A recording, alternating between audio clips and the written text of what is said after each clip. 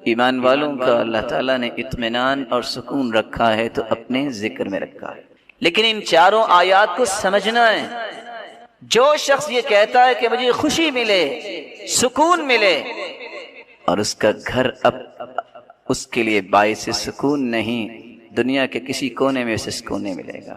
جو شخص سکون اور خوشی کا متلاشی ہے، اس کے لیے اس کی گھر والی اور گھر والی کے لیے اس کا گھر والا خوشی اور سکون کا باعث نہیں، اس کو دنیا میں کہیں بھی خوشی نہیں ملے گی۔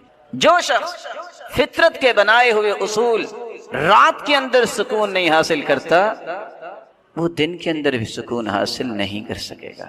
لیکن میں کیا کہنا چاہتا ہوں، کامل خوشی اور کامل سکون اس شخص کو حاصل ہوتا ہے جو رات گزارے اپنی بیوی کے ساتھ اپنے گھر میں، اور اللہ کا ذکر اور شکر اس کی عادت ہو۔ کائنات میں سب سے پرسکون اور خوشیوں کو اپنے دامن میں جمع کرنے والا یہی شخص ہے۔ جو شخص کہے، آپ دیکھ لیں دنیا کے بڑے بڑے ہوٹلز پہ چلے جائیں، جو گھر میں آپ کو سکون اور خوشی ہے وہ وہاں نہیں ہو سکتی۔ آپ دن کو 4 گھنٹے سو لیں، جو رات کی نیند میں لذت اللہ نے رکھی ہے، وَجَعَلْنَا اللَّيْلَ لِبَاسًا، اللہ تعالیٰ نے اس کو لباس بنایا ہے، وہ دن کی نیند میں نہیں ہے۔ دنیا جہان کے لوگ آپ کو سلیوٹ کرنے والے ہوں، لیکن جو دل کی اتھا گہرائیوں سے محبت، احترام، اکرام آپ کو دے سکتی ہے تو آپ کی بیوی دے سکتی ہے۔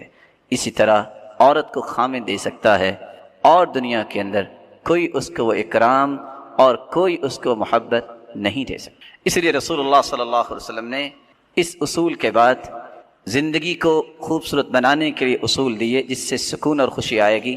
اور شریعت کی یہی خوبصورتی ہے، وہ صرف مرد کے حقوق کو لوگوں کے سامنے نہیں رکھتا کہ بس مرد حقوق مانگنے پہ لگے رہیں، وہ مرد کے بھی حقوق اور اس کے ساتھ ساتھ انما النساء شقائق الرجال، عورتوں کا بھی معاشرے میں ایک حصہ ہے، اور یہ سائیکل کے 2 ٹائر ہیں، ایک ٹائر پہ یہ گاڑی نہیں چل سکتی۔ اس طرح مرد کے حقوق ہیں، اس طرح عورت کے بھی حقوق ہیں۔ تو ہم چاہیں گے کہ دونوں کو کمپیریٹیولی موازنہ کرتے ہوئے ہم چند اصول پیش کریں۔ پہلا اصول، خامد کی ذمہ داری یہ ہے، چونکہ وہ قوام ہے، وہ ذمہ دار ہے، گھر اس نے بنایا ہے، کہ وہ اپنی بیوی کی تعلیم، دینی معاملات، تربیت، گھر کے اندر دینی ماحول پیدا کرے۔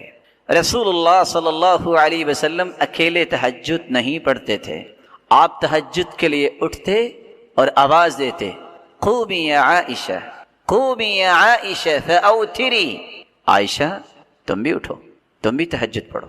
آپ آواز دیتے، ایقظوا صواحب الحجرات، ان حجروں والیوں کو اٹھاؤ، لکھے یصلین، یہ بھی تہجد پڑھیں۔ رب کاسیۃ فی الدنیا عاریۃ فی الآخرہ، کتنی عورتیں لباس پہننے والی ہوں گی، کن کے بارے میں کہا؟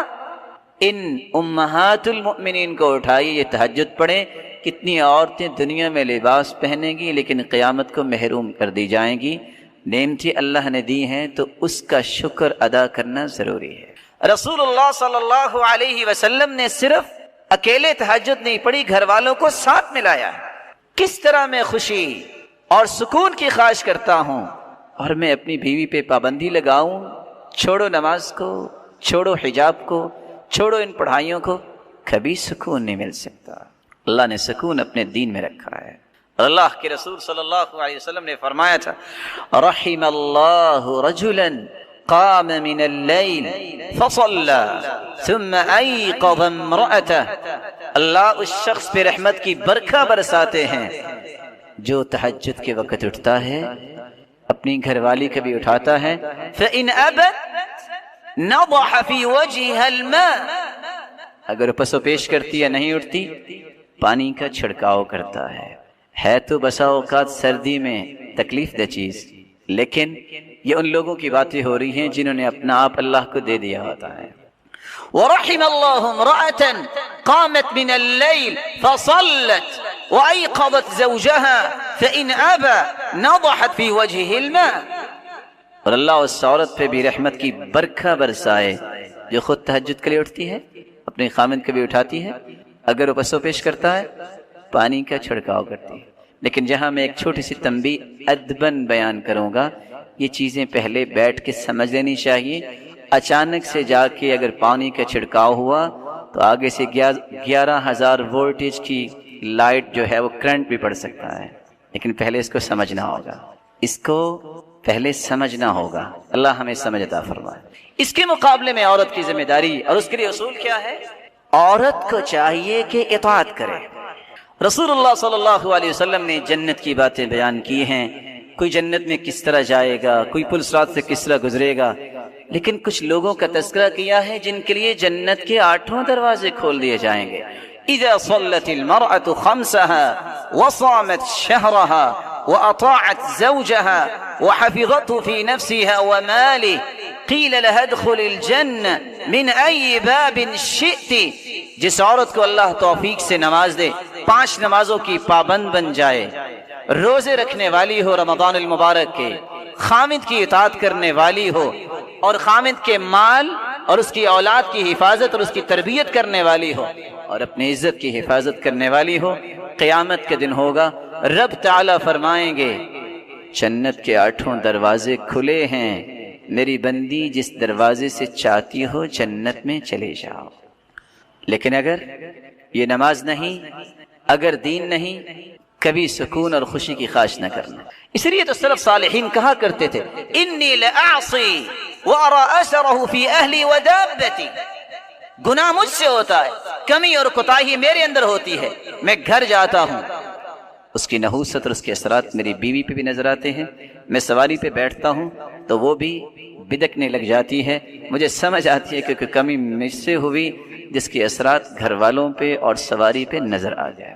دوسرا اصول، مرد کی ذمہ داری یہ ہے کہ وہ گھر کے معاملات میں خرچ کرتے وقت کانسیپٹ یہ رکھے عبادت ہے، بہت بڑا اجر ہے، احسان نہیں، کیونکہ آپ نے جب نکاح کیا تو کہا تھا، ویسے تو آج کل مولانا صاحب کو لایا جاتا ہے کہ نکاح کے چند کلمے پڑھائے، ویسے نکاح تو یہی ہے کہ باپ کہہ دے کسی کو اوجبت علیک کہ میں اپنی بیٹی کی ذمہ داری آپ کے سر پہ رکھتا ہوں، وہ کہتا ہے قبل تو میں نے قبول کیا اور نکاح ہو گیا۔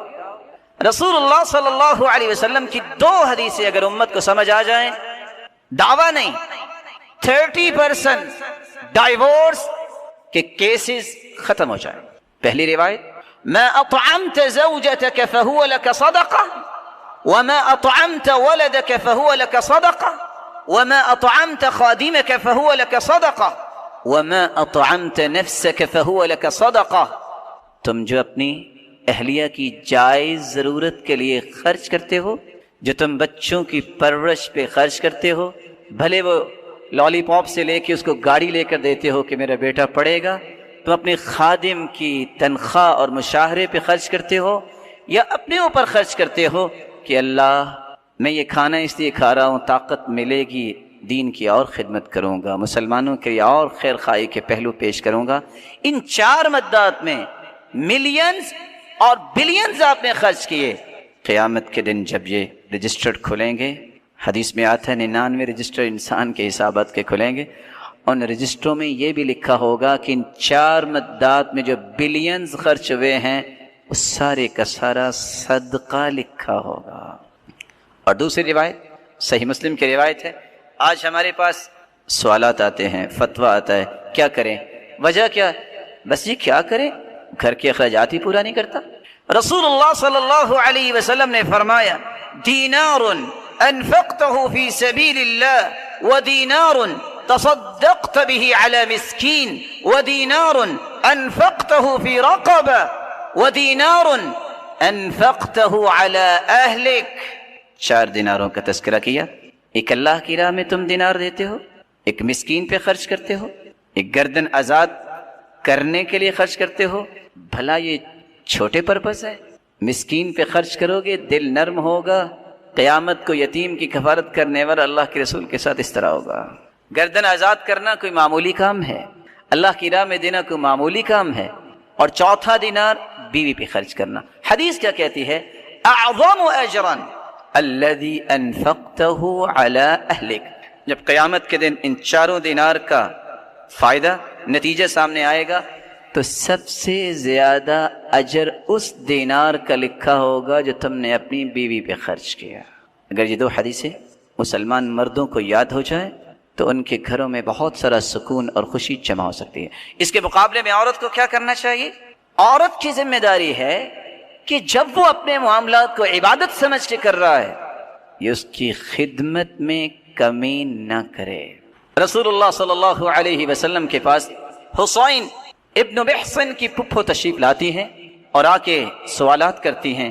آپ صلی اللہ علیہ وسلم نے سوال کیا، اذات زوج انت؟ شادی شدہ ہو؟ قالت نعم، جی ہاں۔ قال این انت منہ؟ اپنے خامند کی خدمت کیسے کرتی ہو؟ تو صحابی نے جواب دیا، ما آلوہ الا ما عجزت عنہ، میں نے آج تک اس کی خدمت میں کمی نہیں کی، میں عاجز تو آ جاتی ہوں لیکن خدمت میں کبھی کمی نہیں کرتی۔ کائنات میں سب سے مہنگی بیٹی سیدہ فاطمہ رضی اللہ عنہا وارضاہا، اللہ کے رسول نے زندگی کے کس طرح ایٹیکیٹس اور مینر سکھائے۔ جب وہ سیدنا علی رضی اللہ تعالی عنہ کے پاس گئیں، شادی ہوئی، تو کیا کہتی ہیں؟ راوی کہتے ہیں فجرت بالرحى۔ میں اس حدیث کو مکمل کر کے بات کو ختم کرنا چاہوں گا۔ آٹا پیسنے کے لیے چکی خود چلاتے ہیں، حتی اثرت بیدہا، حتیٰ کہ ہاتھوں پہ نشان بن گئے۔ آج کیا ہوتا ہے؟ فلاں کے ابا آج آٹا نہیں ہے، ایک کی بجائے 10 بوریاں گھر میں آ جاتی ہیں، پھر بھی نہ شکریہ ہوتی ہے۔ واستقت بالقرب، گھر میں پانی کا بندوبست نہیں، مسکیزہ اٹھاتی، چشمے سے پانی بھرتی، اپنی کمر پہ اپنے کندھے پہ اٹھا کے لاتی، حتی اثرت بنحریہا، کندھے پہ نشان بن گئے۔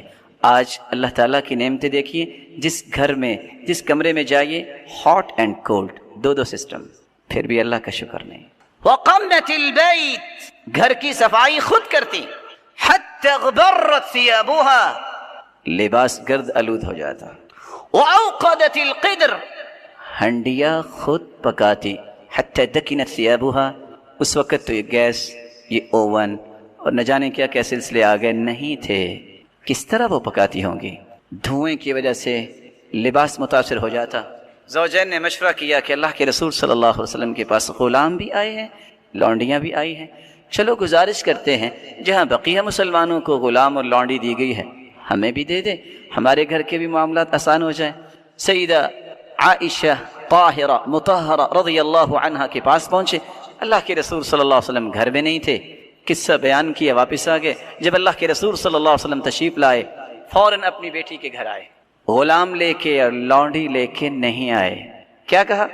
الا ادلکما علی خیر مما سألتما، بیٹا جو تم نے طلب کیا ہے میں اس سے اچھی بات نہ آپ کو بتا دوں؟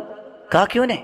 اذا اخذتما مضاجعکما فسبح 33 واحمد 33 وكبر 34 فذلكما خير لكما من خادم، جب کام کر کے تھک جاؤ بستر کی طرف جاؤ تو 33 مرتبہ سبحان اللہ کہہ دینا، 33 مرتبہ الحمدللہ کہہ دینا، 34 مرتبہ اللہ اکبر کہہ دینا۔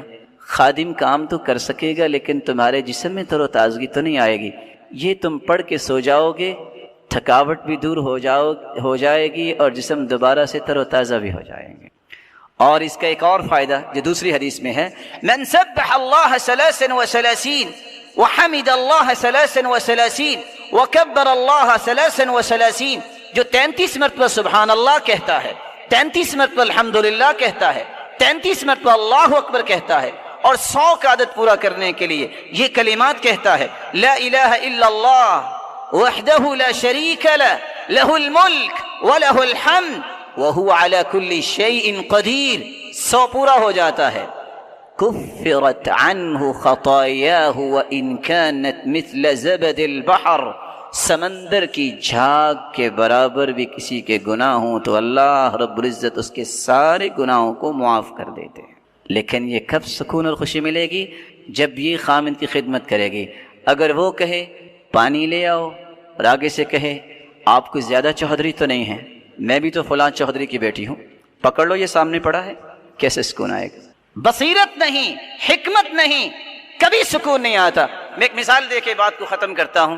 ایک شخص نے کسی عالم سے یہ مسئلہ سنا، ادخال السرور فی قلب مسلم صدقہ، کسی مسلمان کے دل میں خوشی پیدا کرنا یہ بہت بڑا صدقہ ہے۔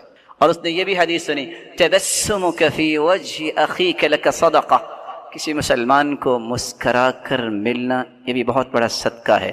اس لیے سلف دعا کیا کرتے تھے، اللہم اجعل بسمتی عادہ، اللہ مسکرانا میری عادت بنا دے، وحدیثی عبادہ، میری گفتگو اتنی پولائٹ بنا دے میری ہر بات عبادت بن جائے، وحیاتی سعادہ، زندگی کے یہ گنتی کے ایام اے اللہ سعادت کی زندگی دے دے، وموتی شہادہ، اگر موت تو آنی ہی ہے لیکن میرے مالک مجھے